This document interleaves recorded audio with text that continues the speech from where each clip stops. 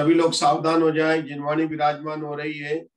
त्यागवाद षट द्रव्य गुण पर्याय और प्रमाण का, जड़ कर्म चेतन बंध का, हरु कर्म के अवसान का, कर स्वरूप यथार्थ जग का, जो किया उपकार है, उसके लिए जिनवाणी माँ को वंदना शत बार है।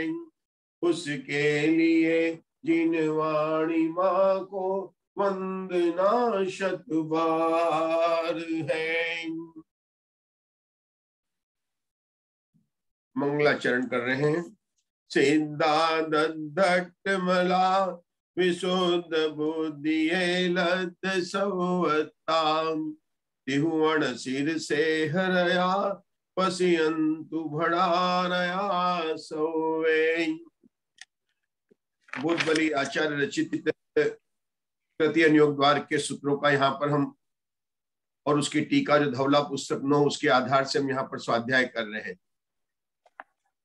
कृति योग द्वार में आशा बहन कुल सूत्र है 76।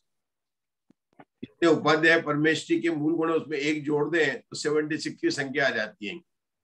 और 76 में से 44 सूत्र तो मंगलाचरण के रूप में ही है। नमोकार मंत्र में हम एक ही बोलते हैं, लेकिन वहां भी 5 पद है। यहाँ पर 44 में 44 पद है और सभी सकल जिन और एक देश जिन, सभी जिनों को इन 44 सूत्रों के द्वारा नमस्कार किया गया है। और यही कृति योग द्वार का प्रथम महाधिकार है। दूसरा महाधिकार कहाँ शुरू होता? 45 से लेकर 76। तो उसके अंदर जो बाकी की जो है 32 सूत्र हैं, जिसके अंदर कृति का बारे में वर्णन किया गया। कृति भी 7 प्रकार की बताई जाएगी। नाम कृति, स्थापना कृति, द्रव्य कृति और भाव कृति। ये 4 तो निक्षेप वाले ही नाम है। नाम, स्थापना, द्रव्य और भाव। निक्षेप कहते हैं ना, निक्षेप। तो यहाँ पर क्या कहेंगे? नाम कृति, स्थापना कृति, द्रव्य कृति और भाव कृति। 4 तो हो गए। आचार्य ने कितने भेद बताए मंजू जी? 7। तो उसमें एक एक ग्रंथ कृति, एक एक गणन कृति और एक एक करण कृति। लेकिन मुख्य रूप से किसका वर्णन किया गया है? गणन कृति और करण कृति। और उसके अंदर ये जो अपन 5 प्रकार के शरीर है, वे जो है जब केवल पुद्गल परमाणु को ग्रहण करते हैं उसको कहते हैं संगातन। जब परमाणु की निर्जरा होती है उसको कहते हैं परिशातन। और जब दोनों होती है तो उसको कहते हैं संगातन परिशातन। मतलब औदारिक, वैक्रिक, आरक, तेजस और कार्मण, इन 5 शरीरों के अंदर संघातन, परिशातन, संघातन, परिशातन कृति को लेकर बहुत विस्तार से हमें समझाएगा। हमारा यहाँ पर स्वाध्याय शुरू हुआ। प्रारंभ का एक सूत्र समाप्त होने के बाद में दूसरे सूत्र चल रहा है। दूसरे सूत्र के हमने दूसरा विषय स्थल बनाया। उसमें पहले जो देशावधि वाले मुनिराज को नमस्कार किया, परमावधि वाले मुनिराज को नमस्कार किया और सर्वावधि वाले मुनिराज को नमस्कार किया। 3 सूत्रों का दूसरा, तीसरा, चौथा और 5वें सूत्र का एक विषय स्थल हुआ। सबसे पहले नमस्कार था नमो जिनाणम। दूसरा, तीसरा और चौथा बोलेंगे आशा बहन? नमो ओहि जिनाणम, नमो परम ओहि जिनाणम, नमो सव ओहि जिनाणम। नमो परम ओहि जिनाणम, नमो दे सब। सबसे लास्ट में लिखा है आशा बहन। सारे सूत्र हर एक धवला ग्रंथ के सबसे बाद में लिखे रहते। नमो सव ओहि जिनाणम। अब मुक्ता जी, अपन ये 3 जिनेंद्रों को नमस्कार करते हैं तो इस 3 का अपन ने एक विषय स्थल बनाया। क्यों बनाया कस्तूरी जी? क्योंकि इसमें अवधि ज्ञानी को लेकर बात की जा रही है। किसकी बात की जा रही है? अवधि ज्ञानी। जो हम 64 रिद्धि का, जब हम रोज स्वस्ति मंगल पाठ करते हैं, परमर्षि ऋषि का पाठ करते हैं, तो उसमें पहली जो 2 लाइन है उसमें केवल ज्ञानी, अवधि ज्ञानी और मन परे ज्ञानी को नमस्कार किया। वहां पर अवधि ज्ञानी को नमस्कार किया। या 3 सूत्र बनाए। 3 सूत्र क्या बता रहे हैं हमको? दोषी जी, क्या नाम है उनका? ममता जी दोषी जी क्या बता रहे हैं कि अवधि ज्ञान 3 प्रकार का होता है। देशावधि, परमावधि और सर्वावधि। ये 3 सूत्र क्या बता रहे हैं मुग्धा जी? कि अवधि ज्ञान 3 प्रकार का होता है और इन तीनों प्रकार को धारण करने वाले मुनिराज होते हैं। सभी को होता है ऐसा नहीं है। फिर देशावधि चारों गति के किसी भी जीव को हो सकता है, लेकिन यहाँ पर दूसरे सूत्र में नमो वही जिनाणम कहने पर उनको नमस्कार नहीं किया गया, उन मुनिराज को नमस्कार किया गया है जो अवधि ज्ञान सहित है, लेकिन जिनके परम अवधि नहीं है, सर्वावधि नहीं है, केवल देशावधि है, उन जिनेंद्र भगवान को नमस्कार। अब अवधि ज्ञान देशावधि ज्ञान की बात है तो उसके भी बात बता रहे कि जगन्य, उत्कृष्ट और मध्यम 3 प्रकार के भेद होते हैं। अवधि ज्ञान की परिभाषा क्या बताई हमारे नीताजी जैन क्या बताई जा रही है कि जो द्रव्य, क्षेत्र और काल तथा भाव, इन 4 की सीमा से रूपी पदार्थों को जानता है, वह अवधि ज्ञान है। अवधि ज्ञान की परिभाषा क्या है? द्रव्य से, क्षेत्र से, काल से और भाव से जानता, इसको जानता है, रूपी पदार्थ को जानता है। लेकिन क्या उसकी वो सीमा है कि हाँ सीमा है, द्रव्य की सीमा, क्षेत्र की सीमा, काल की सीमा, भाव की सीमा। जिसकी सीमा नहीं है वो आगे के सूत्र में कहेंगे अनंत ओहि जिनाणम, वो तो केवल ज्ञानी है जिनके ज्ञान की कोई सीमा नहीं है, अरे वो तो सभी द्रव्यों को जानते हैं। यहाँ पर सूत्र में 20 प्रश्नों के द्वारा, 20 शंकाओं के द्वारा आचार्य ने टीका लिखी। प्रारंभिक शंका में क्या बताया? अवधि का अर्थ होता सीमा यानी मर्यादा, और उन्होंने उदाहरण क्या दिया कि जैसे मनुष्य की सीमा कहाँ तक है? मनुष्योत्तर पर्वत तक है। लोकाकाश की सीमा कहाँ तक है? धनुवात वाले तक है। ये कहकर उन्होंने बोला कि यहाँ पर क्या लेना, यहाँ पर ज्ञान की सीमा की बात कर रहे हैं अवधि को लेकर, और सीमा कैसी है? द्रव्य, क्षेत्र, काल और भाव से हम बताएंगे। अब बता रहे हैं कि हम द्रव्य से देशावधि की बात करें तो जब तक उसके कितना जगन्य को जानता है उतनी बात नहीं करें तो हम कैसे कर सकते? तो सबसे पहले जगन्य देशा अवधि ज्ञान का द्रव्य से क्या सीमा है। फिर से क्या प्रकरण शुरू हुआ कल से हमारा? ये जो देशावधि ज्ञान है ना, देशावधि ज्ञान, इस ज्ञान को ये किसको जानता है? रूपी पदार्थ को जानता है। लेकिन रूपी पदार्थ में एक परमाणु से लेकर महास्कंद है, लेकिन क्या वो एक परमाणु को जानता, 2 परमाणु को जानता, 3 परमाणु को जानता है? ऐसे कितने परमाणु के स्कंद को जानता है? उसको कहते हैं द्रव्य की अपेक्षा से सीमा, मतलब कितना छोटा स्कंद वह जान सकता है। स्कंद में क्या है? कर्म परमाणु। स्कंद में क्या है? कर्म परमाणु। यहां पर आचार्यों ने, हमारे पास में तीनों शरीर है, औदारिक, तेजस और कार्बन। वैक्रिक और आर्य शरीर हमारे पास में नहीं है। अभी हम यहाँ पर बैठे हुए हैं, हम सभी के जीव में मीनाक्षी जी 3 प्रकार के शरीर है। औदारिक शरीर जिसको नो कर्म कहेंगे, तेजस शरीर, और जो तीसरा कहेंगे कार्बन शरीर। 2 शरीर नहीं है। कस्तूरी जी अपने तत्वार्थ सूत्र में सूत्र है, औदारिक से वैक्रिक, वैक्रिक से आहारक, आहारक से तेजस, तेजस से कार्बन, परम परम सूक्ष्म हो जाता। लेकिन परमाणुओं की संख्या जो है कार्बन में अधिक है, तेजस में उससे कम है, आहारक में उससे कम है, वैक्रिक में उससे कम है, और औदारिक में उससे परमाणु की संख्या तो बढ़ती जाती है और शरीर का स्कंद सूक्ष्म सूक्ष्म होता जाता है। अच्छा बहन, जब अपन पुद्गल के भेद करते हैं तो अपन करते हैं कि परमाणु कहते पुद्गल के परमाणु और स्कंद 2 भेद करते हैं। वो कई बार स्कंद के 6 भेद करते हैं, स्थूल स्थूल, स्थूल स्थूल, सूक्ष्म सूक्ष्म स्थूल, है ना, करते ना। और फिर इसके बाद में स्थूल और स्थूल स्थूल। आपको पता होगा कि वो जो स्थूल स्थूल में जब आए थे अपन वहां पर, तो वो किसको लिया था? कार्बन परमाणु को लिया था।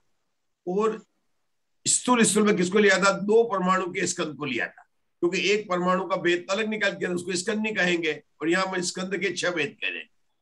तो कार्बन परमाणुओं का जो स्कंद है वो बहुत सूक्ष्म है।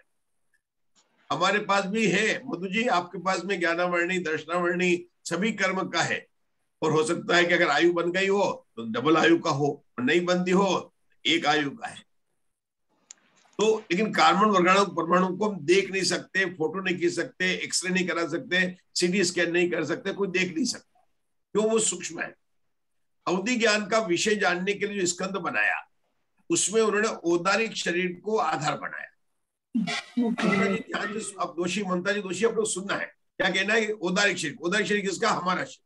ये हमारा जो शरीर ना है इसको कहते हैं औदारिक शरीर, इसका स्कंद। लेकिन कौन सा? संचय के परमाणु। संचय मतलब सत्ता में स्थित औदारिक कर्म के परमाणु। तो वो कितना होता है कि वो 1.5 समय प्रबद्ध होता है। आप नोट करना चाहे कर सकते हैं। समय प्रबद्ध किसे कहते हैं? एक समय में बनने वाले कर्म परमाणुओं को समय प्रबद्ध कहते हैं। उनकी संख्या कितनी है?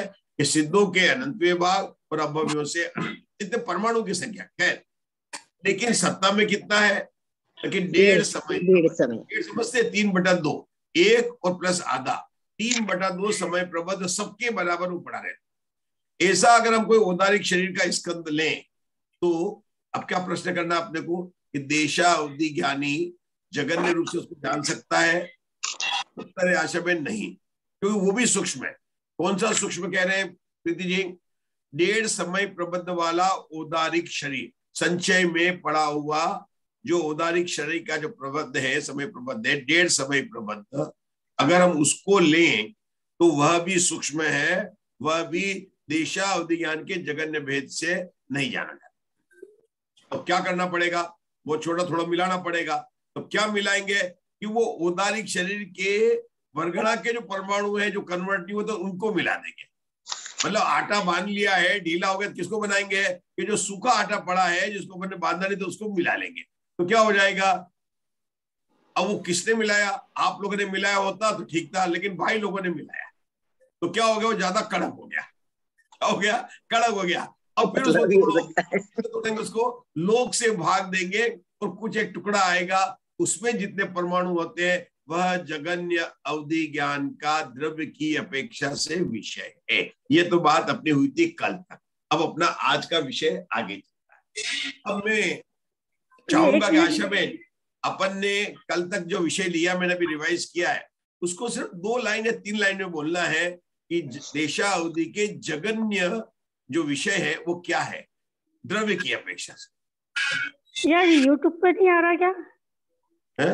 यूट्यूब पे नहीं आ रहा क्या? आज मेरे पास किसी का फोन आया तो बोले वो यूट्यूब पे नहीं आ रहा अभी अपने ये तो मैनेजमेंट के ऊपर देखना पड़ेगा। ये तो प्रीति जी वगैरह देखते हैं। ये अपलोड करने हैं, दीपम जी अपलोड करेंगे, कुछ तो भी एरर आ रहा है उनके इस पे, तो बोल रहे थे मैं अपलोड करूंगा। उनके पास रिकॉर्डिंग है सब। हाँ, बोले कल भी नहीं आया और आज भी नहीं आया, अभी फोन आया मेरे पास। हाँ, मैंने कहा पूछ लूं। बोलती हूँ दीपम जी है भी यहाँ पे, सुन रहे होंगे, नहीं तो मैं पर्सनली बोल दूंगी उनको। ठीक है। यहाँ पर जगन्य देशावधि ज्ञान नहीं तो फिर अपन कल से अपने अलग आईडी पर करें, ताकि क्या होगा कि उससे सबको लाभ मिलेगा। क्योंकि अगर बिजी होते हैं तो अपन कर सकते हैं उसको। ठीक है, देखते हैं अभी। चलो अभी आगे बढ़ते हैं। बोलो आशा बहन।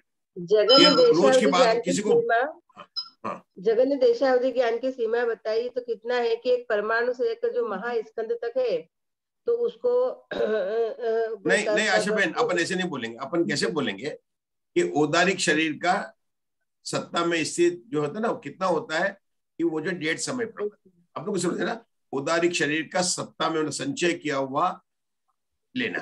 ठीक है ना? वो कितना होगा कि वो 1.5 समय प्रबद्ध। वो 1.5 समय प्रबद्ध भी सूक्ष्म है, तो उसमें किसको मिलाना कि औदारिक शरीर के ही जो विश्रसा उपचय, दोनों को मिला करेंगे, विश्रोपचय, उन परमाणु को मिलाकर करेंगे, वह परमाणु क्या हो जाता है? बड़ा हो जाता है। तो उसको अपन लोक से भाग देंगे तो जो स्कंद आएगा और उसमें जितने परमाणु की संख्या होगी उसको जगन्य देशावधि जानता है। ये अपने को बोलने का। अब जैसे आपका जो पुस्तक है ना, तो उसके अंदर नीचे लिखा भी होगा, लेकिन वहां पर कुछ चीज छूट जाने के कारण नहीं पढ़ सकते, तो हम आगे चलेंगे। आपके पास में आगे शंका है क्या? 4 नंबर के विश्रोत्तम सहित औदारिक शरीर भाज्य राशि और घन राशि भागार होती है, यह कहां से जाना जाता है? कौन पढ़ेगा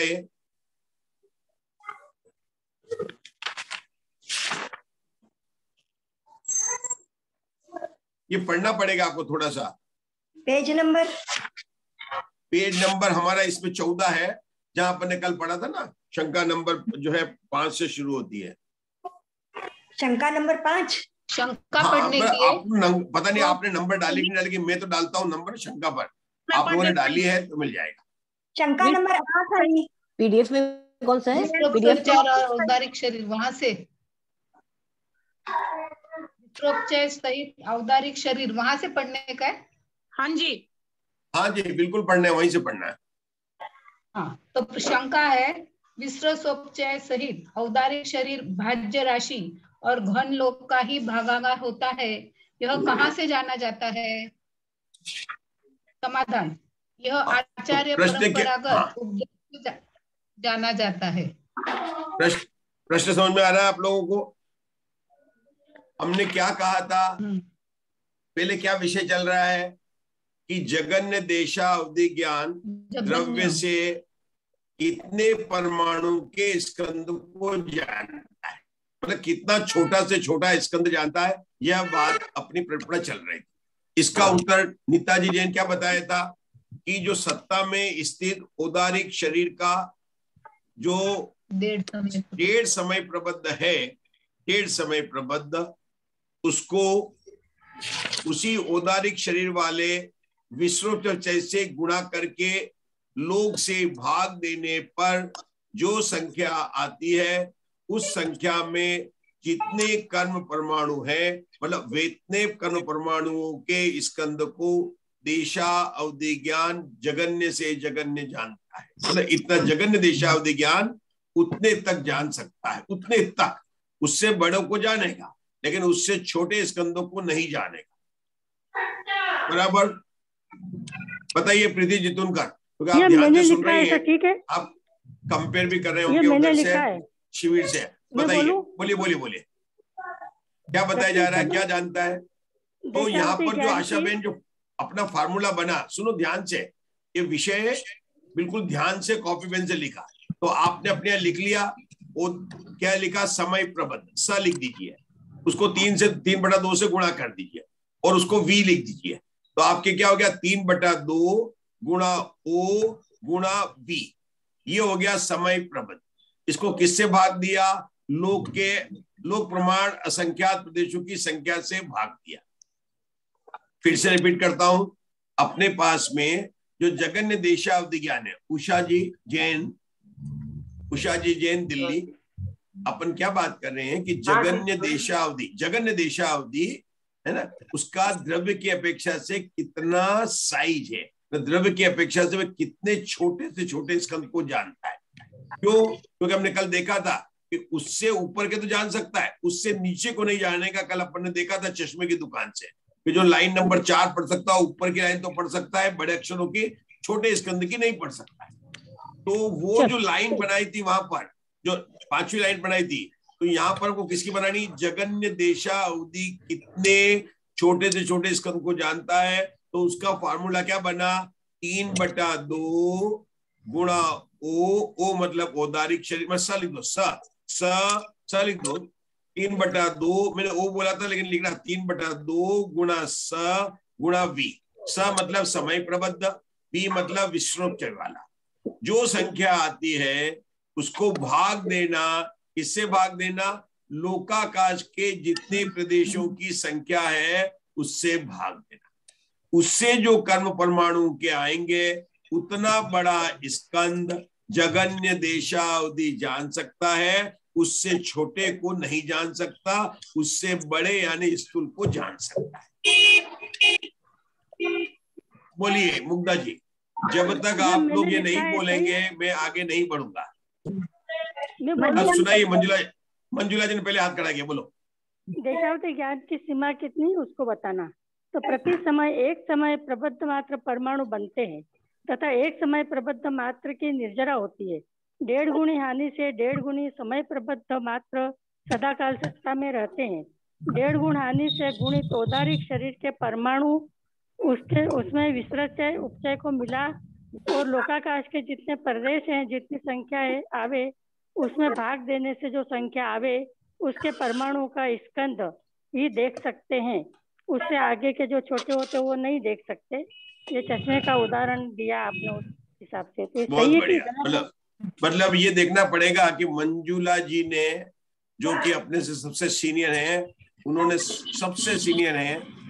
सबसे अच्छे नोट बनाए। मतलब क्या बात आप मानती नहीं मानती? उषा जैन केकरा बराबर सही बोला नहीं बोले? हाँ तो बोलिए, यस और नो। यस है ना, सब लोग बोल रहे हैं है ना, दोनों उषा बेड़े सभी बोल सकते हैं, कोई प्रॉब्लम नहीं, लेकिन आप बोलिए सब। तो जब इन्होंने बोला मंजू जी घाट को पर आप भी ट्राई करो, कोई बात नहीं है। क्या बोल रहे हैं कि अपना जो शरीर, नाम नहीं है, अपने शरीर, उसके कर्म परमाणु का जो समय प्रबद्ध है उसको 3/2 से गुणा करेंगे और उसमें विश्व से गुणा करेंगे और उसको लोकाकाश में जितने प्रदेश हैं उससे भाग देने पर जो आएगा। मान लीजिए औदारिक शरीर के अपने पास में जो समय प्रबंध कितना है, 100 है। अपन ने किसे ग्रहण किया? 300 से किया, तो 300/2 मतलब 150 तो अपना आ गया औदारिक शरीर का। विश्व से मान लीजिए उससे जो है 1000 है, मतलब उसको 100 से गुणा कर दीजिए तो इतनी संख्या आ गई। और उसके अंदर आप जो है 300 से भाग दे दीजिए, 300 क्या लोकाकाश के प्रदेश मान लीजिए, संख्या मानी, तो जो परमाणु की संख्या आएगी उतने परमाणुओं का स्कंद वह देशा अवधि ज्ञान जान सकता है। क्या बोलेंगे ममता जी दोषी? क्या बात कर रहे हैं? अवधि ज्ञान किसे कहते हैं? जो द्रव्य क्षेत्र काल और भाव की सीमा से रूपी पदार्थों को जानता, उसे अवधि ज्ञान कहते हैं। अब द्रव्य की सीमा को बताने के लिए औदारिक शरीर का समय प्रबद्ध सत्ता में पड़ा हुआ संचय किया हुआ लिया है, इसलिए क्या हो गया? 3/2 स हो गया। उसको गुणा किया विश्व जो और परमाणु पड़े हैं, भाग दिया लोकाकाश के प्रदेश से, जितनी संख्या आई उसको जो बोला कि वह छोटा स्कंद जान सकता। अब जो प्रश्न पड़ा आशा बहन, उसमें क्या बात आई है? अब वो क्या पूछता है? शंकाकार पूछता है। क्या पूछता है? विश्वसोपचय सहित और औदारिक भाज्य राशि और घनलोक ही भागार होता है, यह कहां से जाना जाता है? अब मेरा प्रश्न है, भागार किसे कहते हैं, भाज्य राशि किसे कहते हैं और भजन फल किसे कहते हैं? बोलो आशा बहन। भागाहार तो जिससे भाग दिया जाए, और भाज्य राशि जिसके अंदर भाग देना होए, और भाग फल जो उसका वो फल आए रिजल्ट, जैसे कि 10 को उसको भजन फल बोलते हैं आशा बहन, उसको बोलते हैं भजन फल। भजन फल मतलब रिजल्ट उसका रिजल्ट आया, जिसमें भाग देते हैं उसको बोलते हैं भाज्यमान राशि। क्या बोलते हैं? भाज्यमान राशि या भाज्य राशि, छोटा कर दिया, भाज्यमान राशि। जिस संख्या में भाग देना है वह भाज्य राशि, जिसका भाग देना है वह भागाहार या भाजक, भागाहार कहो या भाजक को। अंग्रेजी में कहेंगे तो डिवाइडर, उत्तर को कहेंगे रिजल्ट, और भाग कहेंगे टू बी डिवाइडेड बाई, मतलब X to be divided by Y, answer is getting Z. क को ख से भाग देना है, उत्तर माना ग आया, तो क क्या हुआ? भाज्यमान राशि। ग क्या हुआ? भाजक जिससे भाग दे रहे। ग क्या हुआ? कि उसका उत्तर। शंकाकार पूछता है कि यहाँ पर अपन ने कौन सी राशि अपनी भाज्य राशि है आशा बहन? भाज्य राशि कौन सी है यहाँ पर? विश्वोच्चय सहित, विश्वसोपचय सहित सत्ता में पड़ा हुआ समय प्रबद्ध, किसका? औदारिक शरीर का। ये क्या है? भाज्य राशि। भाज्य राशि क्या है? विश्वसोपचय सहित सत्ता में संचित औदारिक शरीर का समय प्रबद्ध, ये भाज्य राशि। भाजक कौन सी है? भागार कौन है? लोकाकाश के प्रदेशों की जितनी संख्या उससे भाग देना है। तो शकुंतला जी, प्रश्न में शंकाकार क्या पूछ रहा है कि आपको कहां से पता चला कि हमको भागाहार ये है और भाज्य राशि ये है? हाँ चलिए आगे चलिए। शशिकला जी, ठीक है, जो नाम दिखता है ना। हाँ आशा बहन बोलो, आगे का प्रश्न पढ़ो आशा बहन। चलो जी आप पढ़ो, जिसका औदारिक शरीर विश्वोपचय सहित जगन्य उत्कृष्ट और तद्व्यतिरिक्त नहीं, उत्तर उसके ऊपर उत्तर लिखा है, यह आचार्य परंपरागत उद्देश्य से जाना जाता है। मतलब ये बात जो है जिनवानी आई है वहां से जाना जाता है, क्योंकि हम नहीं कह सकते। कौन कहा? भगवान ने बताया है, और जीव कांड में भी आया, सब कर्मों में आया, खास तरह से वर्गणा सूत्र वगैरह में आया, वेदना खंड और वर्गणा खंड में आया। अब आशा बहन आगे का पढ़िए। शंका, औदारिक शरीर विश्वोपचय सहित जगन्य उत्कृष्ट और तद व्यतिरिक्त के भेद से 3 प्रकार का है। उनमें किसे घनलोक से भाजित किया जाता है? समाधान, न तो जघन्य द्रव्य को और न उत्कृष्ट द्रव्य को घनलोक से भाजित किया जाता है, किंतु जिन भगवान से देखा गया है स्वरूप जिसका, ऐसा तद व्यतिरिक्त द्रव्य घनलोक से भाजित किया जाता है। कारण कि क्षपित व गुणित विशेषण से विशिष्ट द्रव्य के निर्देशक का अभाव है, निर्देशक का अभाव है। संख्या में ही यह नियम है, ऐसा प्रत्यवस्थान या समाधान करना भी उचित नहीं है, क्योंकि यहाँ भी संख्या का अधिकार है।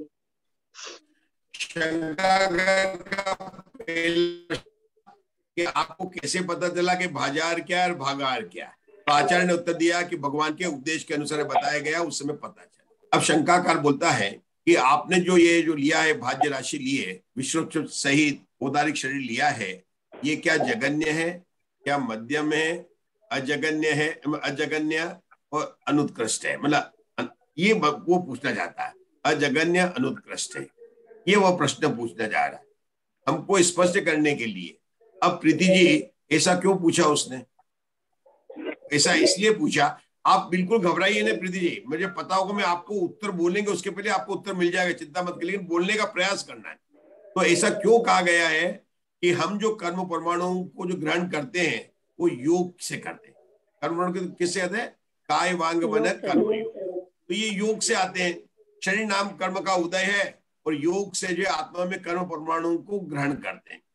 क्या सब जीवों का हर समय योग एक सारी का होता है? तो कहते नहीं रहते, किसी का कम होता है, किसी का ज्यादा होता है, किसी का मध्य का होता है, मतलब योग में परिवर्तन होता है।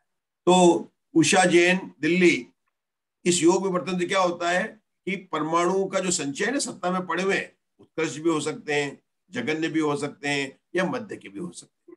हमने पिछले अपने शाम के स्वाध्याय में 2 शब्द पढ़े थे, शपित कारमांशिक और गुणित कारमांशिक, और विभाजी को बहुत मजा आया था। विभाजी थे, रश्मि जी थे, दोनों को तो बहुत मजा आया था। क्या था मतलब शपित कारमांशिक, गुणित कारमांशिक? आप बोलेंगे उसके पहले मैं उत्तर दे दूंगा, सिर्फ आप तैयार रहिए। शपित कारमांशिक, गुणित कारमांशिक क्या बताया था? जिसने बहुत कर्म प्रदेशों का संचय किया वो तो गुणित कारमांशिक है, और जिसने कम प्रदेशों का, बहुत कम प्रदेशों का किया है वो शपित कारमांशिक। हमने पूरा विधान देखा था उसका कि कैसे, कहाँ गया, कहाँ जन्म लिया, पूरा विधान है। यहाँ तो इतना ही समझना कि गुणित और कारमांशिक। तो यहाँ पर क्या है कि जिसने बहुत योगों से कर्म परमाणुओं को संचय किया कर किया, उसको क्या बोला उन्होंने? गुणित। यहाँ पर जो है शंका के समाधान में तीसरी लाइन में आया, कारण की शपित व गुणित विशेषण से विशेषत मिला। आपको लाइन मिली? तीसरी लाइन में आया, जो भी समाधान आशा बहन ने पढ़ी है उसकी तीसरी लाइन में क्या मिला? कारण की, क्या मिला? कारण की, जब तक आप पुस्तक पढ़नी है अपन, कारण की विशिष्ट द्रव्य के निर्देश का अभाव है। हाँ, किस किस को मिल गया ये लाइन? मिल गई, जिसके पास पुस्तक है। हाँ, मतलब जिसके पास पुस्तक है आप बराबर देखिए, लाइन बराबर देखते रहिए। तो ये बताना क्या चाहते हैं कि जो सबका योग अलग अलग है, तो हमें तो ये पता नहीं चल रहा है कि आप उत्कृष्ट वाला ले रहे हैं कि मध्यम वाला ले रहे हैं कि बीच वाला ले रहे हैं, ठीक है ना? और यहाँ पर ये बता दीजिए कि संख्या की बात कर रहे हैं, तो कि हाँ, आचार्य कहते हैं कि यहाँ पर मध्यम योग से संचित औदारिक शरीर का संचय समय प्रबंध लिया, और वही विश्वोत्तर लिया हुआ है। क्या क्या लिया? मध्यम योग से संचित समय प्रबंध को लिया गया है। न उत्कृष्ट लिया गया है, न जगन्य लिया गया, न शपित लिया गया है, न गुणित लिया गया है, उन सबका तो अभाव है, ठीक है। और यह बोला कि ये जो हम बता रहे हैं ये नियम जो है मध्यम योग वाली, ये केवल यहाँ लागू नहीं होगी, अन्य जगह भी जब कोई दूसरी कर्मकांड वगैरह में बात, गुण आने की हो, कोई बात होगी, वहां पर भी आपकी लागू होगी। ये बताने के बाद में आचार्य अब आगे की शंका प्रस्तुत करते हैं। शंका नंबर है 7। क्या लेते हैं शंका? मुग्धा जी है आपका, तो आगे शंका पढ़ेंगे मुग्धा जी। जगन्य अवधि ज्ञान क्या? शंका, जगन्य अवधि ज्ञान क्या इसी द्रव्य को जानता है अथवा अन्य को भी जानता है? यदि इसे ही जानता है तो अपने अवधि क्षेत्र के भीतर स्थित जघन्य द्रव्य स्कंद से एक परमाणु अधिक, दो परमाणु अधिक इत्यादि क्रम से स्थित स्कंदों का ग्राहक न हो सके, और ऐसा है नहीं, क्योंकि अपने क्षेत्र के भीतर स्थित अनंत भेदों से भिन्न स्कंदों के ग्रहण न होने का विरोध है। यदि परमाणु अधिक स्कंदों को भी वह जानता है तो यही जघन्य अवधि द्रव्य न होगा, क्योंकि अन्य भी जघन्य अवधि द्रव्य देखे जाते हैं। ऐसी शंका। बहुत बढ़िया, रुकेंगे। मीनाक्षी जी, शंका क्या है? आपके पास पुस्तक है मीनाक्षी जी? अगर नहीं तो मैं जी मेरे पे पीडीएफ है, अभी मैं खोल रही हूँ। हाँ, आप खोल लीजिए, ठीक है ना। हाँ, उषा जैन, आपके पास में पीडीएफ खुली हुई है और आपने प्रश्न सुना भी है। मुझे ये बताइए कि शंकाकार की क्या शंका है? अपने को कोई बात नहीं है, मैं ये नहीं जानता शंकाकार की शंका क्या है।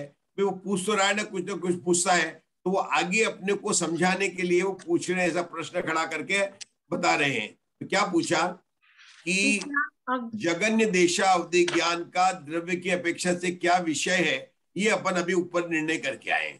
और आपको पता चल गया है कि 1.5 समय प्रबद्ध गुणा विश्रसोपचय डिवाइडेड बाय लोक प्रमाण, जो असंख्यात प्रदेश है, वह भी कैसा मध्यम योग से संचित किया, वह उसका विषय है। तो फिर बोलता है कि क्या उससे अधिक एक परमाणु अधिक को नहीं जानेगा, 2 परमाणु को नहीं जानेगा, क्योंकि आचार्य कहने जाता इतने तक, उसने तक नहीं सुना, उसने कहा ये विषय है। उसने क्या समझा? जगन्य अवधि ज्ञान के द्रव्य की अपेक्षा से यह विषय है। उसने क्या जाना? यह विषय क्या विषय है कि सत्ता में पड़े हुए समय प्रबद्ध को 3/2, मतलब वो जो 3/2 समय प्रबद्ध है, सत्ता वाला 3/2 होता, 3/2 मतलब कहा तो सत्ता आ गई है, 3/2 समय प्रबद्ध गुणित विश्रसोपचय, ये जो अपन ने बताया, तो वो बताया कि वहां तक का जो डिवाइड करेंगे उसके बड़े को तो जानता ही है। जैसे कल अपन चश्मे की दुकान दिखाता, तो जो नीचे की 3 लाइन 4 लाइन को पढ़ता, ऊपर की लाइन को तो पढ़ ही सकता है।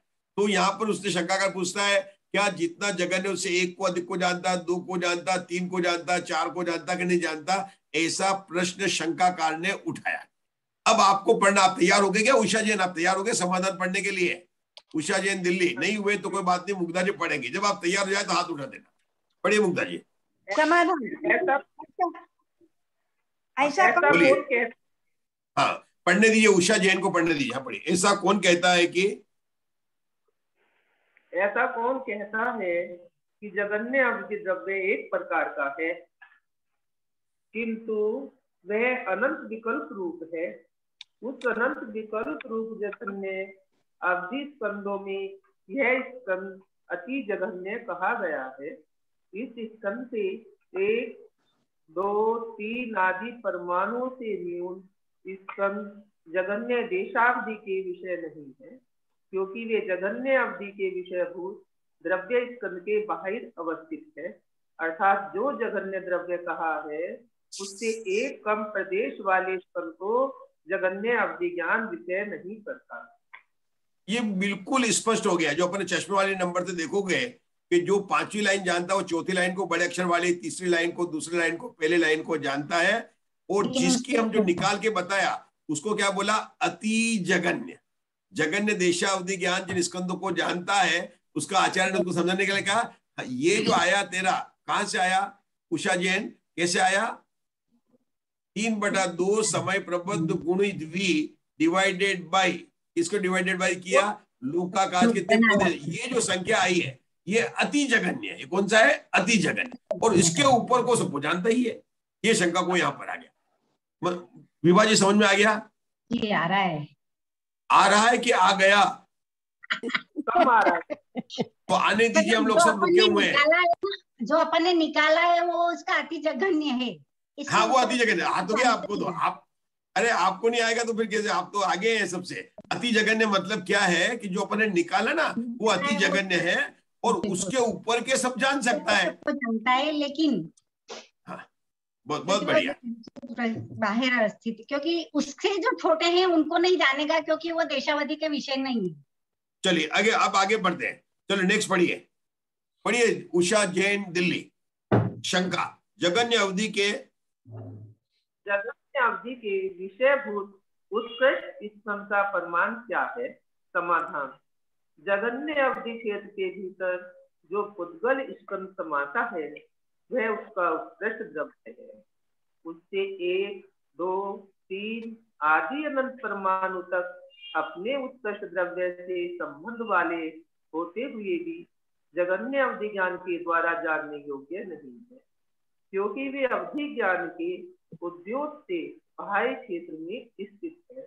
इस प्रकार जगन्य अवधि ज्ञान के द्रव्य की कल्पना की गई है। अब कितना अच्छा और सरल समाधान दिया। पहले प्रश्न क्या है और समाधान क्या अच्छा है। अवधि ज्ञान के उद्योत से, लाइन में लिखा अवधि ज्ञान के उद्योत कहते प्रकाश से। ज्ञान तो प्रकाश ही होता है, उस ज्ञान के प्रकाश से, अवधि ज्ञान के प्रकाश से, वो प्रकाश कहाँ तक जा रहा है, किसकी बात कर रहे हैं हम लोग? जगन्य देशा अवधि ज्ञान की। तो जगन्य देशा अवधि ज्ञान का जो अति जगन्य द्रव्य की अपेक्षा जो स्कंद था, जो अभी विभाजन ने बताया था, वह उस क्षेत्र में पड़ा हुआ है। तो उस क्षेत्र में क्या और भी क्षेत्र है ना, क्षेत्र कहीं ना कहीं तो रखा गया है। तो क्या उस क्षेत्र में वही रखा गया कि और भी रखा गया, कि और भी रखे गए? बहुत सारे रखे गए क्षेत्र में, बहुत रखे गए, बहुत रखे गए हैं उसके अंदर, ठीक है ना। तो क्या इतने बड़े स्कंद जो उसमें नहीं आए वो भी जान सकेगा क्या? क्योंकि आपने क्या कहा कि ये तो अति जगन्य है। अच्छा मैंने क्या कहा? अति जगन्य है। इससे ऊपर के स्कंद को तो जानता ही है, इसके उसको जानता ही है। तो ऊपर के स्कंद जानने में तो महास्कंद तक आ जाएगा, लोकाकाश भी आ जाएगा सारा, क्योंकि पूरा लोकाकाश ठसाठस भरा पड़ा हुआ है। तो क्या जगन देशा अवधि ज्ञान सारे लोकाकाश में पड़े हुए को जानता है कि नहीं? नहीं नहीं नहीं नहीं नहीं नहीं नहीं नहीं नहीं। तो कितने को जानता है कि उस क्षेत्र में जितने स्कंद आ जाए उतने ही जानेगा। मुग्धा जी, अपन ने तत्वार्थ सूत्र का स्वाध्याय किया है और उसके अंदर जब ये बात आ रही थी तो वहां पर ये बात आई थी कि जैसे जो क्षेत्र है और मान लो उसके अंदर 100 प्रदेश है, मान लिया अपन ने, कितना प्रदेश है? जो जगन्य अवधि मतलब देशा अवधि ज्ञान का क्षेत्र की अपेक्षा से जगन्य क्षेत्र किसकी अपेक्षा? देशा अवधि का। मान लो उसमें 100 प्रदेश है, मान ले 100 प्रदेश। अब उन 100 प्रदेशों में बड़ा स्कंद भी हो सकता है और छोटा भी हो सकता है। देशावधि ज्ञान कितना जानेगा कि ये जो अति जगन्य कहा है ना, इतना छोटा तो जान लेगा और इससे छोटे वाले को नहीं जानेगा। फिर से जानेंगे। जगन्य अवधि ज्ञान का क्षेत्र मान लो 100 प्रदेश है। अपन जम्बूद्वीप ले लेंगे, कोई भी ले लो, आपका घर है, दिल्ली है, मथुरा है, कोई भी, पर उसका अपने 100 प्रदेश है। उन 100 प्रदेशों में कर्म परमाणु भी हो सकते हैं और स्कंद भी हो सकते हैं। कितने स्कंद को जानेगा कि जो अपन ने अति जगन्य देशावधि ज्ञान का जो कैलकुलेट किया था उतने वाले को जानेगा, उससे छोटे वाले को नहीं जानेगा। ये बात हो गया। उससे ऊपर को जानेगा कि जानेगा, कि उसके ऊपर वो कितने जानेगा कि जो स्कंद उस क्षेत्र के अंदर ही आए, उसके बाहर चला जाए, उसके बाहर बड़े वाले स्कंद को नहीं जानेगा। अति जगन्य से बड़े को तो जानेगा, लेकिन कितने बड़ों को जानेगा कि जितने उस क्षेत्र के अंदर समा जाए उतने ही जानेगा। बराबर। अब मैं थोड़ा सा फंडामेंटल को तत्वार्थ सूत्र से आप लोगों को रिवाइज करा के इंटेलिजेंट बनाकर आगे बढ़ते हैं कि जो 100 प्रदेश है उसमें कितने परमाणु आ सकते हैं और कौन से स्कंद आ सकते हैं। वहां बात अलग थी। 100 प्रदेश में जानने वाली बात नहीं कर रहे हैं, आ सकते हैं। तो उन्होंने क्या कहा था कि 100 प्रदेश का अगर क्षेत्र है तो उसमें एक एक परमाणु अगर अलग अलग आए तो 100 परमाणु आएगा, क्योंकि एक परमाणु किसको कहते हैं? आकाश के जितने स्थान को एक परमाणु घेरता है उसी को प्रदेश कहते हैं। बराबर है। ये थोड़ा फंडामेंटल अपने हो जाएंगे ना करना नियोग के, क्योंकि करना नियोग कॉलेज में तो अपन आ गए हैं, फंडामेंटल भी अपने करने। परमाणु किसे कहते हैं? एक प्रदेश को पूरा रोकेगा। और हमारा कौन सा क्षेत्र लिया? 100 प्रदेश का लिया, तो उसमें एक एक परमाणु अलग अलग आएंगे, कितने आ जाएंगे? लेकिन अगर कोई कहता है इसमें 200 परमाणु है तो 200 परमाणु का स्कंद आ सकता है, 100 मतलब स्कंद आ सकता है, 2 परमाणु का स्कंद, 3 परमाणु का स्कंद, 4 परमाणु का स्कंद, 100 परमाणु तक का स्कंद आ सकता है। 200 परमाणु का स्कंद नहीं आएगा, उसमें 200 परमाणु नहीं आ सकते, खुले 200 नहीं आएंगे, वो तो बाहर चले जाएंगे। तो वो जो 100 प्रदेश को घेरने वाला जितना भी हो, उसके अंदर 1000 हो सकते हैं, अनंत हो, जितने भी हो हमें नहीं पता, लेकिन वो परमाणु उस क्षेत्र में होना चाहिए। ये क्षेत्र की अपेक्षा से लिमिट हो गई, द्रव्य की अपेक्षा से देशावधि में लिमिट पड़ेगी कि भाई अधिक परमाणु वाला है, सूक्ष्म है, तो वो नहीं जानेगा तो नहीं जानेगा, ये बात हो गई। ये यहाँ पर बताने के बाद में अब हमको जान लिया। अब आगे की शंका पढ़नी है, कौन पढ़ेगा? अभी प्रीति जी पढ़ेंगे, पढ़ो शंका आगे का पढ़ना। अब देशावधि ज्ञान के क्षेत्र की प्ररूपणा की जाती है, बोलिए। अब देशावधि ज्ञान के जघन्य क्षेत्र की प्ररूपणा की जाती है। उत्सेद घना अंगुल में पल्योपम के असंख्यातवें भाग का भाग देने पर एक भाग प्रमाण देशावधि का जघन्य क्षेत्र होता है। क्या शुरू हुआ यहाँ पर प्रीति जी? यहाँ से क्या हो गया? यहाँ पर अभी सेकंड चैप्टर चालू हो गया। पहले बता रहे थे द्रव्य की अपेक्षा देशावधि ज्ञान का कितना विषय। अब मुग्धा जी क्या बता रहे हैं? अब क्षेत्र की अपेक्षा बता रहे हैं। पहले मधु जी किसका बताया था? द्रव्य की अपेक्षा। अब नीता जी किसकी अपेक्षा बता रहे हैं? क्षेत्र की अपेक्षा। आपको पता है हम लोगों ने पंच परावर्तन की गोष्ठी की थी, सबसे छोटी अवगाहना किसकी होती है? सूक्ष्म लब्ध पर्याप्त निगोदिया जीव की। कितनी होती है? घनांगुल के असंख्यात विभाग। ये सबको पता है क्यों? मैंने छोटी ली ना, इसकी असंख्यात को लेकर जिसने क्षेत्र परावर्तन का बोला था, किसने बोला था? लिखा तो था विभा जी ने, बोला किसी और ने था, वो नहीं आए। रजनी जी ने बोला था वो घाट ऊपर के शायद।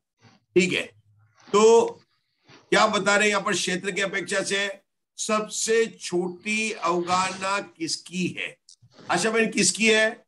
सूक्ष्म लब्ध अपर्याप्त निगोदिया जीव की है। प्रीति जी कुछ बता रही, बताइए प्रीति जी। जीव कांड में बहुत आया, आपके शिविर में पढ़ा होगा आप लोगों ने। क्या पढ़ा आशा बहन? वहां पर बहुत सारी बातें आई। क्या हुआ? ये कौन सा लब्ध अपर्याप्त जीव है ना? सूक्ष्म निगोदिया।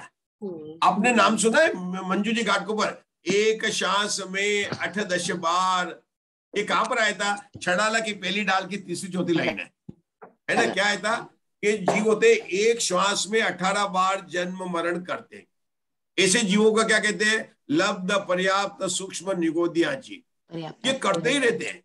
आपको पता है लब्ध पर्याप्त जीवों के 66,336 भाव एक अंतर्मूर्त में हो जाते हैं। कितने हो जाते हैं? 66,336।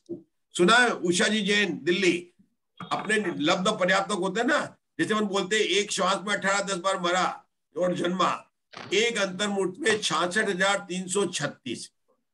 वो इनको क्या कहते हैं प्रीति जी? शुद्र भाव। क्या कहते हैं इनको? शुद्र भाव। इसमें केवल एक इंद्रिय नहीं लेना, एक इंद्रिय, 2 इंद्रिय, 3 इंद्रिय, 4 इंद्रिय और पंचेंद्रिय सब लेना, तब आपके होंगे 66,336 भाव होंगे।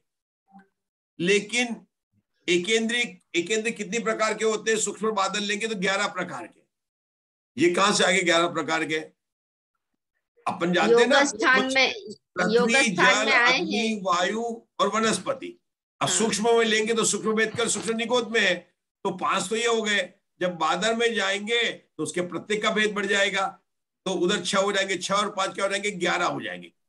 तो ये सारे निगोदिया जीव 11 प्रकार के जो बताए, सूक्ष्म और बादल मिलाकर 11 प्रकार के जीव है। ये मरे ना तो एक एक के लेने 6012 और फिर इनके जितने भाव हो जाते हैं। तो अपने को यहाँ क्या कह रहे हैं? अपने को यहाँ पर क्या जानना है कि सबसे छोटी अवगाहना किसकी होती है? क्या विषय चल रहा है? सबसे छोटी अवगाहना मतलब हाइट किसकी होती है? अच्छा, सबसे बड़ी तो होती है स्वयं रमण समुद्र में जो महामत्स्य, अमिताभ बच्चन की मत लेना, है बड़ी। लेकिन यहाँ पर तिर्यंच गति के जीव की सबसे बड़ी है। भगवान महावीर के 7 हाथ थी, आदिनाथ भगवान की 500 धनुष थी। ये सब अवगाहना है, हाइट है, ये हाइट है। नारकियों की होती 500 धनुष। सबसे बड़ी अवगाहना भी तिर्यंचों की, सबसे छोटी अवगाहना भी तिर्यंचों की। निगोद में जो अपर्याप्तक सूक्ष्म लब्धि पर्याप्तक जीव है, उनके सबसे छोटी हाइट वाले हैं। ठीक है ना? और सबसे बड़ी वाले कौन है?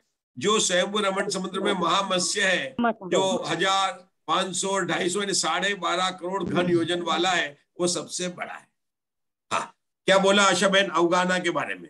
सबसे छोटी अवगाहना किसकी है? सूक्ष्म निगोदिया पर्याप्त कितनी है? घनांगुल के असंख्यात। सबसे अधिक किसकी है? रमण के महामत्स्य की। समुद्र का महामत्स्य 12.5 करोड़। ये क्यों बता रहे हैं? क्योंकि आपको अगर पता नहीं और बड़ा आदमी कोई आ गया तो आपके घर में पलंग कैसा है, उस साइज का है कि नहीं पता लगाना पड़ेगा ना, कितने क्षेत्र को घेरता है। तो यहाँ पर सूक्ष्म निगोदिया को क्या हुआ कि सूक्ष्म निगोदिया जीव की चूंकि अवगाहना कम है, तो उसको अगर आप इनवाइट करेंगे तो कोई बात नहीं, छोटे पलंग पर भी सो जाएगा। क्यों? उसकी कितनी है? घनांगुल के असंख्यात भाग। अभी प्रीति जी ने क्या शुरू किया? अवधि ज्ञान का क्षेत्र की अपेक्षा से वर्णन करना। किसकी अपेक्षा से? क्षेत्र की अपेक्षा से। तो किसको लिया अपन ने? सूक्ष्म लब्ध अपर्याप्त निगोदिया जीव को लिया, जिसकी अवगाहना कितनी है? बोलेंगे घनांगुल का असंख्यात भाग। घनांगुल का असंख्यात भाग।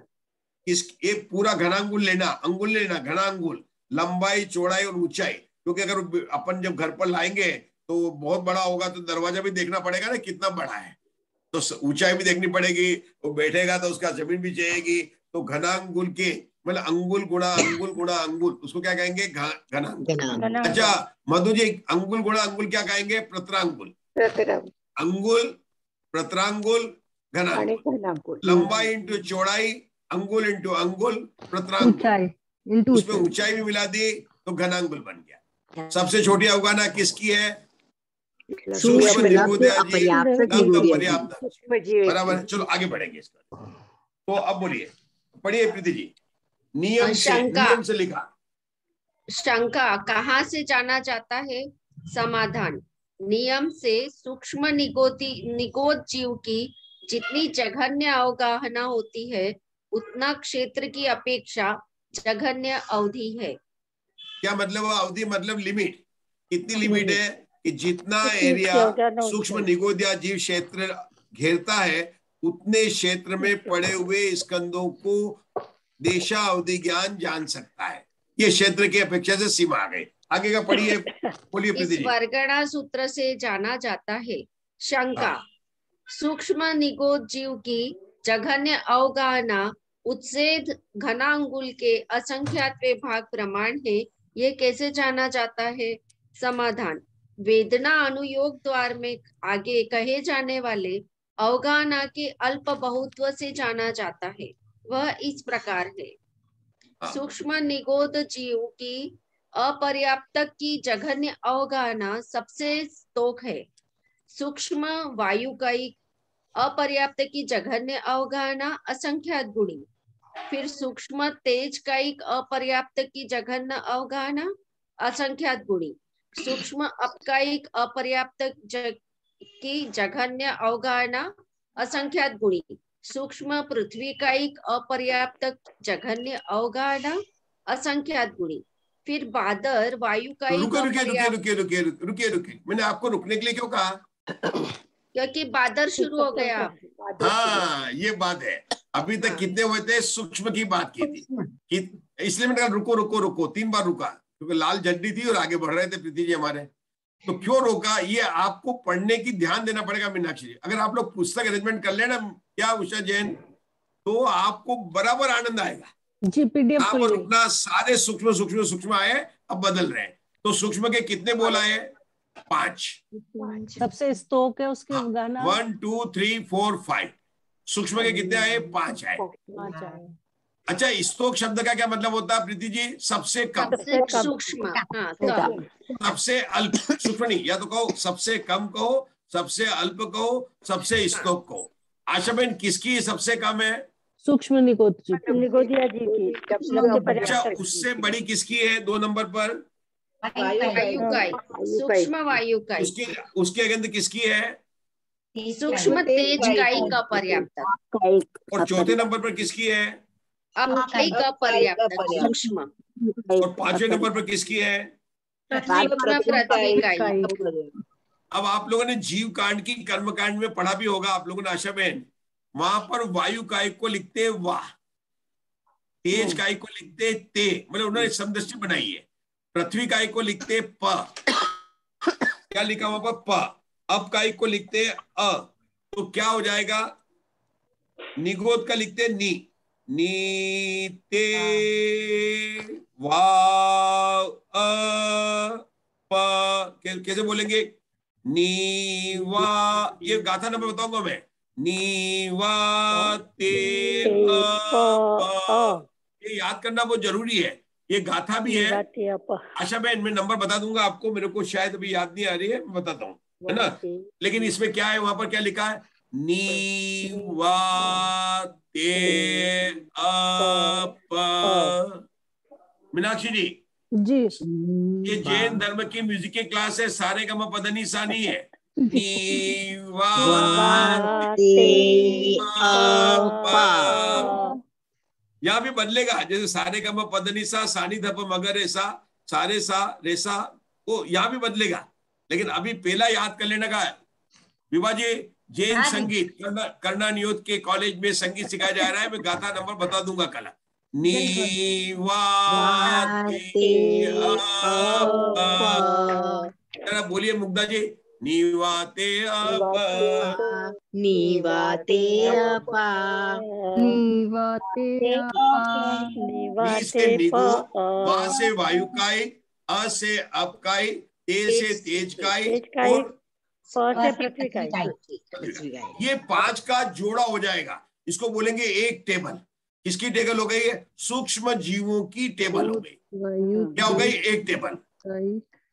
अब आप देखिए, उनको बताना कहां से आना, वर्गणा सूत्र से 64 अवगाना के स्थान बताएंगे, पहले भी आ चुके हैं। मीनाक्षी के देखो विषय था, जब सूक्ष्म बादर किसे कहते हैं, वहां पर आया था, है ना। तो वहां पर क्या आया था कि ऐसे कई बादर हैं जिनकी अवगाना सूक्ष्म से भी बड़ी होती है, कम है, इतनी बात मीनाक्षी जी को याद है। वही अल्प बहुत पद के, वही है, दूसरा नहीं है, वही है। इसमें कितने पद है विभाजित, 64। कितने पद है, 64। उसमें से 5 पद का हमने वर्णन किया, नी वा ते अ प। ये किसके, सूक्ष्म के। अब सूक्ष्म जीव में आपके क्या होंगे, पर्याप्त भी होंगे और अपर्याप्त भी होंगे, होंगे कि नहीं होंगे। मैं आपको बिना पढ़े अभी बताना सिखा रहा हूं। आशा बहन 64 याद कर लेंगे आप हमारे साथ में, वहां भले याद नहीं हो लेकिन यहाँ याद करेंगे आप। आपको 5 याद हो गए, नीवा ते प। अब इसमें क्या होंगे, पर्याप्त भी होंगे अपर्याप्त भी होंगे, तो 5 के कितने हो गए, 10 हो गए। और इनकी जगन्य अवगाना भी होगी और उत्कृष्ट अवगाना भी होगी, कितने हो गए, 20। 64 में से 20 आपने याद कर लिए, पास हो गए, 30 नंबर आ गए आपके। देखो 64 अवगाना के भेद है, कितने भेद है, 64। आपने याद क्या किया कि उसको पढ़ेंगे तो आपको आनंद आएगा बाद में। नीवा ते अप, निगोद वायु, एक क्रम याद करना पड़ेगा। निगोदीय कर लिया, क्या किया, पृथ्वी। ये 5 है, 5 सूक्ष्म है, 5 सूक्ष्म के पर्याप्त अपर्याप्त, और उन दोनों की जगन्य और उत्कृष्ट। तो कितने भेद हो गए, 20 अवगाना के भेद हो गए 20, और जीव समाज के कितने भेद हुए, 10। जीव समाज के भेद हुए 10, और चूंकि अवगाना की बात कर रहे हैं कि लंबी हाइट है कि मिनिमम हाइट है कि, तो कितने हो गए, 20। अवगाना के भेद हुए 20, जीव समाज के हुए 10 आधे हो जाएंगे, ठीक है। अब देखिए बादर की पढ़ने जा रहे हैं। चलो समय का क्या हुआ, समय दिखता नहीं है, समय 4। बादर वायु का एक अपर्याप्त की जघन्य अवगाना असंख्यात गुणी है। बादर तेज का एक अपर्याप्त की जघन्य अवगाना असंख्यात गुणी है। बादर अप का एक अपर्याप्त की जघन्य अवगाना असंख्यात गुणी है। बादर पृथ्वी का एक अपर्याप्त की जघन्य अवगाना असंख्यात गुणी है। और बादर निगोद जीव अपर्याप्त की जघन्य अवगाना असंख्यात गुणी है। निगोद प्रतिष्ठित अपर्याप्त रुकिए रुकिए रुकिए रुकिए रुकिए रुकिए रुकिए, हाँ, क्यों वो रुकने के लिए बोला, ब्रैकेट में का पढ़ रही थी। अपर्याप्त तक आ गया, हाँ वो ब्रैकेट में लिखा हो, ब्रैकेट गलत छप गया, कोई बात नहीं। देखो अब क्या आ गया, निगोद प्रतिष्ठित आ गया। क्या आ गया? हाँ, निगोद प्रतिष्ठित। नहीं, निगोद प्रतिष्ठित बोला अपन ने, निगोद प्रतिष्ठित अपर्याप्त जगन्य अवगाना असंख्यात गुणी, यहाँ तक बोला। हाँ। और फिर मैंने बोला रुको रुको रुको, तो आदर क्या आगे क्या शुरू हो गया? वनस्पति कायिक। नहीं पूरा पढ़ो, बादर वनस्पति कायिक प्रत्येक शरीर। हाँ, प्रत्येक शरीर। हाँ, है ना? तो ये नया ग्रुप चालू हो गया, क्योंकि हमने कहा था जैन धर्म में वनस्पति दो प्रकार की होती है, प्रत्येक और साधारण। वनस्पति के दो भेद किए थे उषा दोषी, कौन से किए थे? प्रत्येक और साधारण। प्रत्येक वनस्पति के दो भेद किए थे, प्रतिष्ठित और अप्रतिष्ठित। अप्रतिष्ठित जिसके आधार से निगोदिया जीव रहते हैं, तो वो तो ले लिया अपन ने पहले, जो निगोदिया वाला भेद ले लिया। आगे जो चल रहा है अप्रतिष्ठित का, वो नहीं लेंगे, उसको बोलते हैं प्रत्येक शरीर। जो लिखा ना यहाँ पर, मतलब 11वें नंबर तो हो गया, 12वें नंबर से जो लिखा है उसका दूसरा ग्रुप बनेगा। बराबर याद हो गया? तो ये कौन से? बादर निगोदिया जीव की है। लेकिन इसमें क्या हुआ, इसमें क्रम बदल गया। वहां क्या था? नीवा ते अप, अब यह नी हट के नीचे आ गया और चालू क्या हुआ? वा ते अप, और फिर नी आया, मतलब वा ते नी। वो पहले वाले में जो नी पहले नंबर पर था वो लास्ट नंबर पर आ गया, बोल वो का वही है। मतलब सूक्ष्म बादर में संगीत क्या हो गया? सारे गम पदनिसा सानी धप मगर ऐसा, मतलब उल्टा हो गया, पहले से थोड़ा सा नहीं आ गया। तो आपको ध्यान आया? लेकिन इसमें 6 हो गए। इसमें कितने हो गए? 6 हो गए। पहले में कितने थे? 5 थे। कैसे बढ़ गए? कि बादर पृथ्वी काय के बाद में निगोद भी आया, और क्या आया? सप्रतिष्ठित प्रत्येक शरीर भी आ गया, उसमें भी निगोद है। वहां से 2 आ गए। कौन से आ गए? एक तो साधारण वाला भी आ गया, बादर से ना, साधारण वनस्पति के बादर वाला भेद आया। दूसरा प्रत्येक वनस्पति का जो प्रतिष्ठित वनस्पति है उसको भी यहां पर लिया। इस तरह से दूसरे ग्रुप में कितने भेद हो गए? 6 भेद हो गए। अच्छा, इन सब में अपन पढ़ रहे हैं, तो ये क्या बोल रहे हैं? अवगाना असंख्यात गुणी है, असंख्यात गुणी है, असंख्यात गुणी है। इसका मतलब क्या हुआ? एक के बदले दूसरे में बढ़ती हुई है। बढ़ती कितनी बढ़ती हुई है? जैसे मैंने कहा 2 दूसरी 10 है, तो कितना गुणा है? 5। अगर मान लो सूक्ष्म निगोदिया की अवगाना 2 है और आगे की नी वायु कायी की 10 है, तो कितनी गुणी हुई? 5 गुना। 2 से 10 कितना गुणा है? 5 गुना। 5 गुणा है ना? तो अपन क्या लिखेंगे? जो लिखा नहीं है, सूक्ष्म वायु कायिक अपर्याप्तों की जगन अवगाना असंख्यात गुणी है, तो अपना उत्तर आ जाएगा 5 गुणी है। अगर अपन मान ले पहले बोल पर सूक्ष्म निगोदिया अपर्याप्त जीव की अवगाना सबसे स्तोक है, वो कितनी मानी अपन ने? 2 मान ली। और ये मान ली अपन ने 10 आई, तो असंख्यात गुणी मतलब कितना? 5 गुणी है। इस तरह से यहाँ पर हर एक जितना जितना असंख्यात का प्रमाण है, उतनी उतनी अवगाना गुणाकार इसमें कितनी है। कहीं कहीं पर संख्यात भी आ सकता है, कहीं कहीं पर विशेष अधिक भी आ सकता है। जैसे मैंने कहा 2, 3, 9, क्या अंतर हुआ? कि जो 2 से 3 विशेष अधिक है, विशेष का प्रमाण कितना है? 1 1, 2 में 3 का जोड़ेंगे। 3 से 9 कितना है? विशेष अधिक नहीं, 3 गुणा है। तो कहां पर गुणा आएगा, कहां पर अधिक आएगा? संख्या से भाग देंगे। इस प्रकार से इन बोलों के अंदर अपनी बात आने वाली है। आप लोगों ने जब अपने सतरूपणा के किए थे, तो उस समय ये चार्ट देखा था। ये चार्ट दिखाई दे रहा है? नहीं दिखाई दे रहा? आया भी नहीं आया? नहीं आया, आ गया आ गया आ गया आ गया। ये भी थोड़ा लेट आता है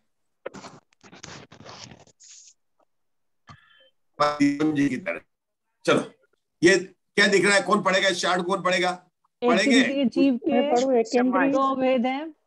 एक जना हाँ जी। एक इंद्रिय के भेद बताए। जीव समास में एक इंद्रिय के भेद बताए हैं। पृथ्वी कायिक, जल कायिक, अग्नि कायिक, वायु कायिक और वनस्पति कायिक। पृथ्वी कायिक, जल कायिक, अग्नि कायिक और वायु कायिक के 2 भेद है, बादर और सूक्ष्म। और उनके भी आगे 2 भेद हैं, पर्याप्त और अपर्याप्त। बादर के भी 2 भेद हैं और सूक्ष्म के भी, पर्याप्त और अपर्याप्त। और वनस्पति कायिक के 2 भेद हैं, प्रत्येक और साधारण। प्रत्येक वनस्पति प्रतिष्ठित और अप्रतिष्ठित है, और साधारण भी बादर और सूक्ष्म है। बादर और सूक्ष्म, जी ठीक है। हाँ जी। तो कितने भेद हो गए केंद्रीय के? 24। 16 ये अपन ने पढ़े थे। जी। अभी केंद्रीय के 24 पद की जगन्य अवगाहना और उत्कर्ष अवगाहना कितने बोल हो जाएंगे? 48। कुल अवगाहना के स्थान कितने हैं? 64। बराबर आया आपको? एक केंद्रीय के जीव समास कितने पढ़े अपन ने? 24। अभी अपन ने पढ़े, कल फिर देखेंगे इस चार्ट को। इसकी जगन्य अवगाहना 24 की जगन्य अवगाहना और 24 की उत्कर्ष अवगाहना कितनी हो गई प्रीति जी? 48 हो गई। और आप लोगों को निकालना कितना है? 64। तो 16 हो गए। अब एक इंद्रिय को निकाल दिया तो कौन बचे? 2 इंद्रिय, 3 इंद्रिय, 4 इंद्रिय और पंचेंद्रिय। कितने बचे? 2 इंद्रिय, 3 इंद्रिय, 4 इंद्रिय, पंचेंद्रिय, 4 बचे। 4 के कौन से होंगे? पर्याप्त भी होंगे और अपर्याप्त भी होंगे। 4 8 हो गए। 16 और 8 के जगन्य और उत्कृष्ट हो गए, कितने हो गए? 16 हो गए। तो मैंने आशा बहन आपको 64 अवगाहना स्थान अभी याद करा दी। अब सिर्फ नंबर में देखने का। आप वहां पर याद नहीं कर पाएंगे, लेकिन यहाँ याद कर लेंगे, है ना? चीज वही है, मूल सूत्र यहीं से निकला है ना, वर्गणा सूत्र से। और वहां पर जो टेबल बनी है, वहां पर 12 टेबल बनी है। 188 पेज जीवकांड सम्यक ज्ञान चंद्रिका, नोट कर लो आप लोग।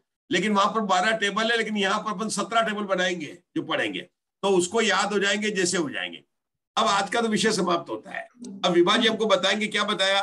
पहले हमने बताया एकेंद्रिय के 24 जीव समास होते हैं। कितने होते हैं मुक्ता जी? एकेंद्रिय के 24 जीव समास, और त्रस के 4, 2 इंद्रिय, 3 इंद्रिय, 4 इंद्रिय, पंचेंद्रिय, बराबर हो गए।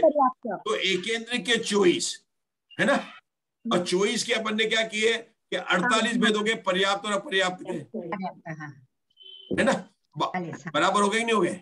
48 हो गए, इसके भेद हो गए। जगन्य 24 में सब आ गए, मतलब पर्याप्त अपर्याप्त सब आ गए। तो उसके जगन्य और उत्कृष्ट अवगाहना के हिसाब से के तो 48 अवगाहना के भेद तो वहां हो गए। और 2 इंद्रिय, 3 इंद्रिय, 4 इंद्रिय, पंचेंद्रिय कितने? 4 है। 4 के पर्याप्त और पर्याप्त लिए तो 8 हो गए, और उनकी जगन्य और उत्कृष्ट ली तो 16 हो गई है। 48 और 16 64 हो गए। कौन कौन भूल गए? क्यों मुझे बता, सबको याद हो गया? कौन कौन भूल गए वो बताए। सबको याद हो गया? एक इंद्रिय में आपने 24 जीव समास बताए, और जगन्य और उत्कर्ष के हिसाब से 48 हुए। अवगाहना के हिसाब से 48 हो गए। बहुत बढ़िया। अच्छा, उससे अगला बताइए प्लीज दोबारा। त्रस के 4 के 16 हो गए। त्रस के 4 के 16 64 हो गए। 4 के 16 कैसे हुए? 2 दूनी पर्याप्त। 4 ऐसा है ना, 2 इंद्रिय, पर्याप्त के 4 और अपर्याप्त के 4, ये 8 हो गए। 8 हो गए। संगी के 4, असंगी के 4, असंगी नाम नहीं लिया। नहीं, हाइट, अपन हाइट देख रहे हैं, या मन की बात नहीं ले रहे हैं, हाइट देख रहे हैं। हाँ, जब आप लड़कों के पैसे की बात देखें तब काला की गोरा नहीं देखेंगे, दिल वाला नहीं, पैसा देख रहे हैं। आप हाइट देख रहे हैं, जघन्य और उत्कृष्ट अवगाहना के हिसाब से। जघन्य और सुन लीजिए पंडित जी, त्रस वाला एक और बता दीजिए। त्रस वाले बताता हूँ। त्रस किसको कहते हैं? 2 इंद्रिय से लेकर पंचेंद्रिय जीव को त्रस कहते हैं। इनके 2 भेद है, विकल त्रय और सकल त्रय। 2 इंद्रिय, 3 इंद्रिय, 4 इंद्रिय को विकल त्रय कहते हैं, 5 इंद्रिय को सकल त्रय कहते हैं। ये पर्याप्त भी होते हैं और अपर्याप्त भी होते हैं। तो 2 इंद्रिय, 3 इंद्रिय, 4 इंद्रिय, विकल त्रय 3 हुए। इनके पर्याप्त और अपर्याप्त लिए ऐसा भी ले सकते हैं, तो उसके हो जाएंगे 6। ठीक है। और इनके लंबी हाइट वाले, जगन्य हाइट वाले, उत्कृष्ट हाइट वाले, तो 6 के कितने हो जाएंगे? 12 हो जाएंगे। अब लेने अपने को संगी मिले, तो आपने लिए ना 4 दूनी 8 दूनी 16 बराबर हो जाएंगे। कैसे हो जाएंगे? 2 इंद्रिय, 3 इंद्रिय, 4 लिए, 2 इंद्रिय, 3 इंद्रिय, 4 इंद्रिय, 2 इंद्रिय, 3 इंद्रिय, 4 इंद्रिय, पंचेंद्रिय 4 हो गए ना? कितने हुए? 4 हुए। तो 4 के कितने हो गए? पर्याप्त और पर्याप्त कितने हो गए? 8 हो गए। 8 की जगन्य हाइट वाले और 8 के उत्कर्ष हाइट वाले 16 हो गए, और 48 में 16 जोड़े तो 64 हो गए। दीप्ति जी बताएंगे। दीप्ति जी है अपने बम्बई, भांडुप, उदयपुर। एकेंद्रिय जीव समास है 24। 24 की जगन्य और उत्कृष्ट अवगाना लेंगे तो 24 दूना 48 हो गए। अब इधर त्रस कायिक में आएंगे तो 2 इंद्रिय, 3 इंद्रिय, 4 इंद्रिय और पंचेंद्रिय, ये 4 है, उनका पर्याप्त अपर्याप्त करेंगे तो 8, और 8 का जगन्य और उत्कृष्ट करेंगे तो 8 दूनी 16। इस प्रकार से 48 और 16 64 जीव समास। बहुत बढ़िया। ये 64 जीव समान की टेबल चल रही है। पहली टेबल 5 की थी, नीवा ते, है ना, नीवा ते वो पढ़ना पड़ेगा उसको ना। निगोदय जीव की वायु का है, तेज का है, अप का है, पृथ्वी का है। ये पहली टेबल थी। दूसरी टेबल में क्या किया कि निगोद को नीचे लिया है और उसके अलावा प्रतिष्ठित प्रत्येक को भी ऐड करके 6 की टेबल बना दी। अब इन्हीं टेबल, 2 टेबल के इन्हीं के आगे और आगे की टेबल क्या आएगी? 2 इंद्रिय, 3 इंद्रिय, 4 इंद्रिय और पंचेंद्रिय की आ जाएगी टेबल। बस इन टेबलों, 3 टेबल के आधार से सारे जीव समास का यहाँ पर वर्णन आने वाला है। और किसकी अवगाना छोटी है, कितनी बड़ी है, इसकी विशेष चर्चा हम कल करेंगे। अभी तो अपना समय यहाँ पर हो चुका है। 6 कैसे आए हैं? दूसरी टेबल में 6 कैसे? दूसरी टेबल में 6 कैसे? प्रत्येक और साधारण दोनों आ गए ना साथ में, प्रत्येक साधारण। अब वो कल समझेंगे, अभी आप लोग प्रैक्टिस करना। मैंने इसके चार्ट बना लिए है ना, तो वो आपको बिल्कुल समझ में आ जाएंगे। अभी तो दिख नहीं रहे होंगे चार्ट, दिख रहे हैं क्या? नहीं दिख रहा है सर। अब आया, अब आया। बादल के वायु, तेज, अपकाई, पृथ्वी और निगोदय, इस प्रकार से 6। अब आया? हाँ जी, आया सर। हाँ जी, अभी तो वो पुराना आने वाला, आया नहीं आया? आया, अब आया नया। मतलब व्हाइट कलर का, येलो कलर का और रेड कलर का 3 दिख रहा है ना आपको? हाँ दिख रहा है। तो जो व्हाइट और ब्लैक कलर का देखो, ये लिखा नी वा ते अप, ये पहली टेबल हो गई। दूसरी टेबल कौन सी है? वा ते अप नी प्रतिष्ठित, ठीक है। और तीसरी टेबल कौन सी है? अप्रतिष्ठित, 2 इंद्रिय, 3 इंद्रिय, 4 इंद्रिय और 5 इंद्रिय। ये 3 टेबल बना के आगे अपन इसकी जो ना, मैंने पूरी 64 की पूरी बनाई है। आप लोग देख, आज ही बनाई है, कल और भी इसको। ये दूसरा चार्ट दिखा कि वही चार्ट दिख रहा है? दिख रहा है सर। दूसरा आगे का नया आया? हाँ नया ही आया। अब आया, नया ही आया। नहीं अब आ गया, तीसरा आ गया। अब ये देखो चौथा भी आ जाएगा। चौथा चार्ट आया लास्ट का। हाँ जी, अब आया है। तो अपन ये जो लिखा हुआ ना, इसके मैंने चार्ट बनाया, क्योंकि गवर्नमेंट सार का जो टेबल है ना, वो 12 की टेबल है। और यहाँ पर कितने की? 17 की टेबल है। कितनी टेबल है? 17 की। और यहाँ से वहां आपको इजीली समझ में आ जाएगा। वहां से यहाँ समझेंगे ना, तो हो सकता है कि आपका कुछ चीज आकाश के प्रदेशों में चली जाए, लेकिन यहां से वहां की समझेंगे तो बिल्कुल समझ में आ जाएगा। तो पहले तो आज सबको आपको लिखना कि 64 अवगाना स्थान कैसे हुए कि एकेंद्रिय के 48, मतलब स्थावर के, और त्रस के 16, ये 64 बात है। दूसरा अपन ने क्या सीखा? 2 टेबल सीखी, एक 5 की, एक 6 की, और एक टेबल और सीखनी है, वो कल अपन बात करेंगे 5 की। और उसके बाद में सारी तीसरी टेबल बहुत सरल है, 2 इंद्रिय, 3 इंद्रिय, 4 इंद्रिय, पंचेंद्रिय, और उसमें मिला देना है अप्रतिष्ठित प्रत्येक शरीर, क्योंकि उसमें भी जो है ना निगोद नहीं होते हैं। तो इन सबको एक साथ अपन ने मिला दिया। रुकेंगे यहाँ पर, अपने यहाँ पर जो है प्रीति जी रुक सकते हैं क्या? रुकना ही पड़ेगा सर। अब प्रीति जी हमको परमिशन देंगे तब रुकना पड़ेगा। घड़ी बोल रही है रुकना पड़ेगा। तो हमको तो बहुत मजा आ रहा है, तो नहीं रुके तो हमको तो बहुत मजा आ रहा है। प्रीति ये मजा नहीं, प्रीति ये मजा नहीं, आनंद आ रहा है। हाँ, आनंद आ रहा है, आनंद आ रहा है। चलिए जल्दी से जिनवाणी स्तुति करवा दीजिए। हाँ, जिनवाणी स्तुति। पहले दीपम जी को इन्फॉर्मेशन देना चाहते हैं आपको।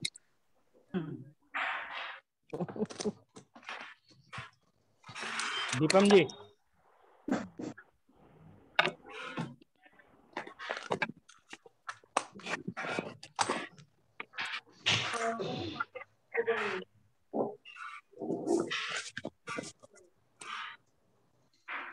दीपम जी सुन रहे हैं क्या?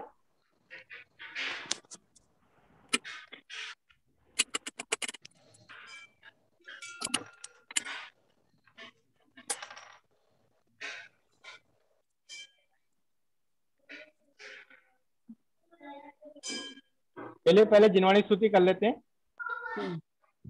निज निधि निज में बताई अनंत उपकार है, इसके लिए जिन वाणी माँ को वंदना शत बार है, वंदना शत बार है। 9 बार नमोकार मंत्र।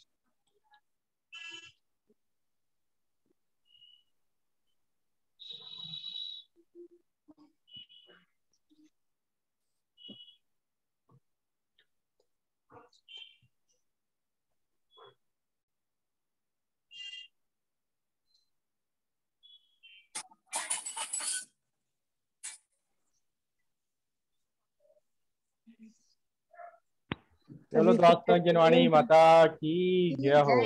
जय बोलो सिद्धांत शास्त्र की जय हो। जय हो। सभी को जय जिनेंद्र।